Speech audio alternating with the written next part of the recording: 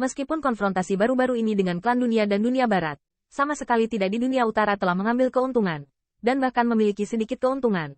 Tetapi semua orang tahu bahwa keuntungan ini sama sekali tidak dapat mengguncang fondasi klan dunia. Setidaknya untuk saat ini, mereka tidak melihat fajar kemenangan di utara. Qi Baiye pergi diam-diam, kekacauan semakin dekat, dan perang menginjak-injak lebih dari makhluk yang tak terhitung jumlahnya. Pada saat yang sama, dunia barat, Jing Yuyu.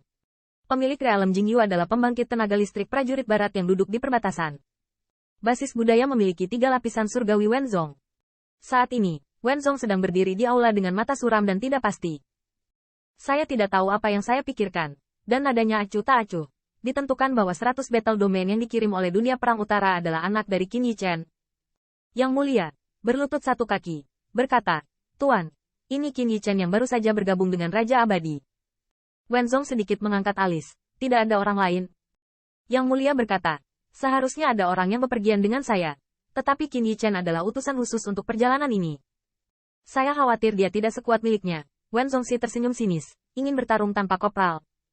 Yang mulia sedikit khawatir, Tuan, 100 battle domain ada di perbatasan. Namun, sebelum dia selesai berbicara, dia diinterupsi oleh cibiran Wenzong. Tenang, tidak akan. Omong-omong, ekspresi Wenzong bahkan membangkitkan Mo Pride, 100.000 tahun menghilang dan menghilang. Setelah Anda kembali, itu seperti membiarkan 100 battle domain masuk kembali. Benarkah kamu adalah dewa tanpa pertempuran? Lebih dari 100 battle domain selama bertahun-tahun, mereka tidak terpengaruh oleh sumber daya dunia barat. Saya sudah makan selama bertahun-tahun, dan saya hanya bisa memalingkan muka ketika saya memalingkan muka. Mereka berani. Saya tidak tahu apa yang terlintas dalam pikiran. Mulut Wenzong sekali lagi membangkitkan pengekangan Mo Yin. Saya mendengar bahwa terakhir kali Chen Yexiong dan Chen Chen bekerja sama dengan banyak pembangkit tenaga listrik di klan dunia, tidak menemukan kesempatan untuk membunuh anak. Sangat menarik, orang dewasa berarti, Wenzong Dao. Begitu dia bergabung dengan Raja Abadi, dia dikirim untuk bekerja. Tampaknya bocah itu dihargai oleh Zhan Wuyuan. Tetapi apakah Zhan Wuyuan tidak tahu bahwa ketika alam muda baru saja menumbuhkan sayap, apakah paling mudah untuk mati? Membunuh anak itu mematahkan akar senyawa dan penghargaan ini, saya mendengar bahwa bahkan yang mulia akan diberi hadiah. Kedatangan Ye Liangchen dan yang lainnya merupakan rahasia di dunia utara. Belum lagi senyawa dan Qin Yichen kini dianggap sebagai paku di mata masyarakat. Yang mulia mendengar ini, dan ada kilatan sihir di matanya. Haruskah bawahanmu berkomunikasi dengan Lu Hongdua? Wenzong mencibir dan mengangkat telapak tangannya. Jangan khawatir. Dalam analisis terakhir, 100 battle domain masih atas nama Northern Warfare World. Anak itu adalah utusan yang dikirim oleh Zhan Wuyuan. Ketika kami pertama kali datang ke sini, kami menembaknya, dan itu kontraproduktif, apalagi 100. Tidak semua battle domain akan setuju. Setelah percakapan berbalik, Wenzong menunjukkan lelucon. Tapi itu tidak masalah. Bahkan jika kita tidak muncul, Lu Hong tidak akan memandang Qin Yichen dengan baik. Saat waktunya tepat, kita hanya perlu menambahkan api, tidak hanya membiarkan anak itu kembali. Terlebih lagi 100 battle domain dapat dimasukkan ke dalam wilayah saya di dunia barat. Saya mendengar bahwa anak itu memiliki prajurit peri dan baju besi peri. Saya berharap untuk membawanya bersama saya kali ini juga. Memikirkan hal ini, ada keserakahan yang mendalam di mata Wenzong. Di sisi lain, setelah beberapa hari bergegas, Qin Yichen mengeluarkan informasi yang diberikan oleh Zhan Jinrong. Dan bagaimanapun, memakan Junlu dan berbagi kekhawatirannya. Belum lagi ini juga hal pertama yang dipercayakan oleh Zhan Wuyuan, yang mana harus dilakukan dengan indah. Beberapa hari kemudian, pikiran Qin Yichen mungkin ada di sekitar, dan mereka akhirnya mencapai kisaran 100 battle domain. Saudara Qin, kota di bawah Ye Rui dan Ye ada di depan. Mendengar suara Sui Qitian, Qin Yichen sedikit mengangguk, dan sudut mulutnya membangkitkan pancaran cahaya yang melengkung. Mendengarkan tuan kota bahwa Ye Rui memuja kaisar, dan dia memiliki rasa menyerah. Tetapi saya tidak ingin membiarkan saya turun. Raja Abadi Kutub Utara merenung lalu berkata, namun, saya mendengar bahwa ayah Ye Rui pernah menjadi anggota sekte yang didirikan. Bahkan jika Ye Rui memuja yang mulia dalam hati, saya khawatir akan ada kendala. Qin Yichen tidak mengatakan apa-apa, tetapi Yuruntian bertanya, Kakak Qin, apakah Anda ingin saya melewatinya?